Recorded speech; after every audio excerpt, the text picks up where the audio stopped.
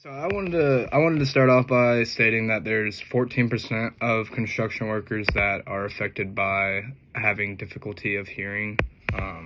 So noise-induced hearing loss is permanent, but it is also preventable from wearing ear protection.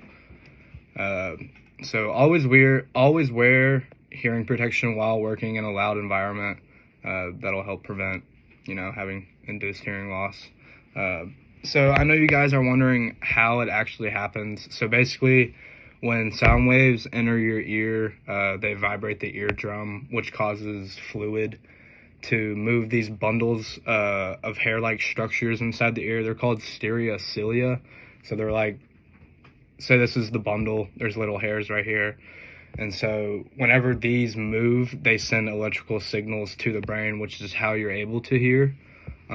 But basically, whenever you're exposed to loud and hazardous noise, the hair-like bundles, they're called stereocilia, they get bent over and they never come back up. So that's whenever I said permanent, that's what it is. So whenever they get bent over like that, they don't come back up and they're not able to send noises to the brain through those electrical signals. And that's how you get noise-induced hearing loss, and it is permanent. I did want to throw in that these right here are earplugs that I've used in my work for what I do.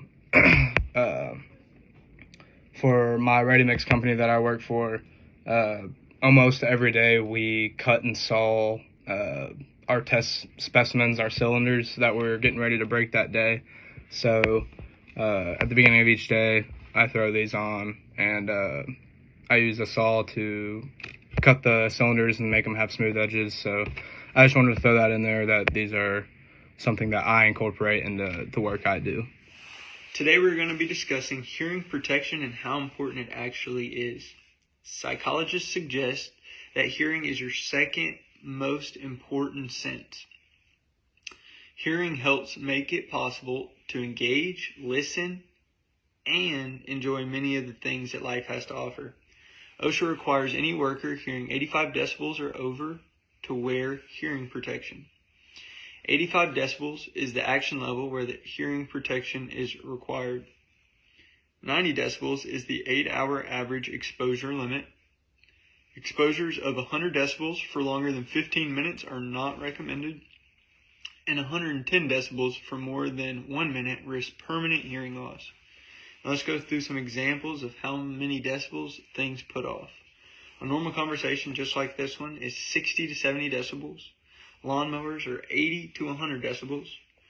Neyland Stadium last year, after beating Alabama, reached 125.4 decibels. Sirens from emergency vehicles are 110 to 129 decibels. And fireworks are 140 to 160 decibels. Now let's go through some construction equipment. A chop saw puts off 106 decibels. A traco, loader, dozer can reach up to 112 decibels. And hammer drills can reach up to 120 decibels. Now that we know how loud some things are, we can see how important it is to wear hearing protection on a job site.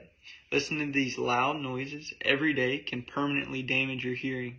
Even if you're only out there for a minute, it can still be detrimental to your hearing loss.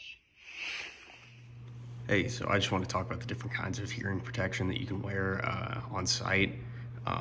Really, there are 4 different types. You have formable foam earplugs. They're made from soft foam. These are supposed to be one-time use, but they can be reused if they're clean and still fully expand to their new shape. They're pre-molded earplugs made from plastic, rubber, or silicone. One type of pre-molded earplug is hi-fi earplugs. They have the same effect as turning down the volume on a stereo.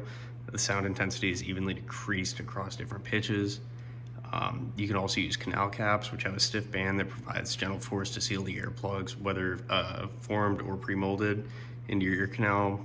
When not in use, you can throw the band around your neck and just have it hanging out there. You can also use protective earmuffs. They're pretty easy to use. I have a pair right here. I use these when I shoot, but they're pretty simple. They just go over completely block out the sound. And then you can either, use those alone or double up depending on how much sound is actually coming through when you're working.